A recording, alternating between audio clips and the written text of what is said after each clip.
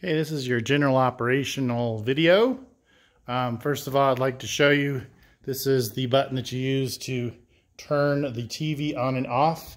There's also a remote that I left just underneath the control panel that you can use to adjust the volume or change the inputs, which you need to keep it on HDMI for the arcade. It boots up to this screen, and then you can use your joystick to change between the consoles and the arcade games. Let's say we do the arcade games. To select, you hit this purple button 1, and that goes into the arcade menu. The other menus look just the same. And then you can use your joystick up or down. You can also page up, page down by going left or right to pick a game. Since there's 2,000 games, sometimes you need to fast forward. If you keep it pressed, it will fast forward down. And we're going to go to Street Fighter. You might want to keep the keep the sound on mute when you do this. It's a little annoying. There we go. All right. Now we'll just find Street Fighter here. Several versions of Street Fighter. All right, there we go. All right, so when you find the game that you want, again, you press that number 1 purple button, and that goes into the game. And then the number 2 button is the credits. And so once you have credits, then you can hit the number 1 button again to start. You can also hit this far button here, purple one, for a 2-player start. And then you select your player. And Street Fighter is a good game because it tests for testing all the buttons. So here's player 1, up, down, left, right.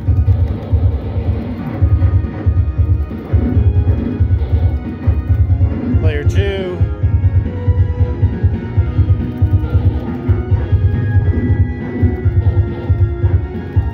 And if you want to escape, you press 1 and 2 together.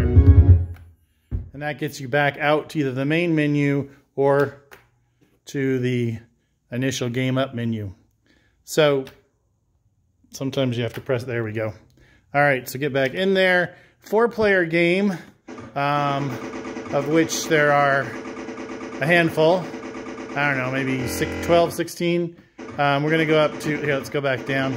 Teenage Mutant Ninja Turtles is a good one to test. Almost there. Teenage Mutant Ninja Turtles. Okay, so for a 4-player game, again, you hit the 1 purple button to get in there. But the 4-player games, the credit buttons are the top left button for each player. So this one right here is player 1. You can see player 1 just credited up. Player 2, top credit button. Player 3 is over here. And then player 4 is over here. And then for this particular game, you hit the left fire button, lower fire button to start. And all 4 players get in there. So that's Teenage Mutant Ninja Turtles. Again, pressing both of these buttons gets you out. And then let's go ahead and check out Centipede. So again, we're gonna, if we speed up through the menu, get to the C's. Whoops, went down a little bit.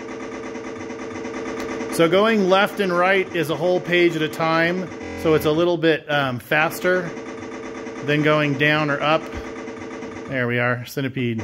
So what I did with Centipede, pressing player 1 to get in there, or button 1, sorry, hitting button 2 to get some credits on there. So what I did, this is normally the fire button for Centipede. I went ahead and wired this one as well, so that when you hit the start button for player 1, you can use this button to fire, or the bottom left button, either one. The top right button is probably a little more accurate as far as being closer to the ball and that kind of thing.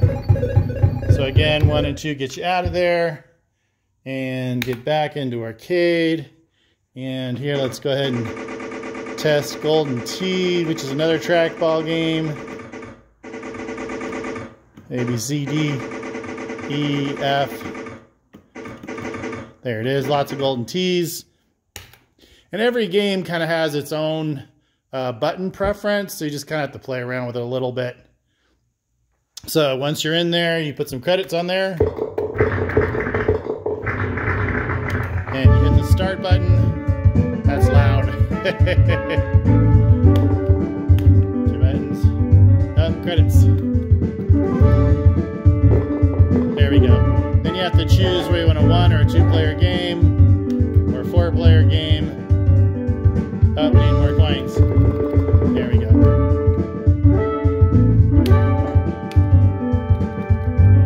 And then Golden Tee is a trackball game. It's hard to get in. There's a trackball and the thing in there at the same time, but there you go. A good turn tee shot. Alright. I probably have it louder than what you want.